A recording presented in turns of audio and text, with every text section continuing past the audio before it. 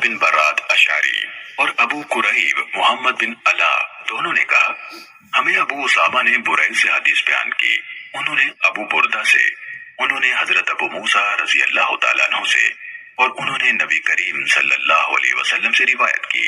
आपने फरमाया, लोगों पर यकीनन ऐसा वक्त आएगा जिसमें आदमी सोने का सदका लेकर घूमेगा, फिर उसे कोई ऐसा आदमी नहीं मिलेगा जो उसे उससे ले ले, और मर्दों की किल्लत और औरतों की कसरत की वजह से ऐसा अकेला आदमी देखा जाएगा जिसके पीछे 40 औरतें होंगी जो उसकी पनाह ले रही होंगी।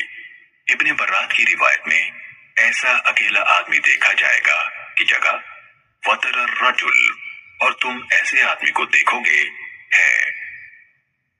सही मुस्लिम हदीस नंबर 2338।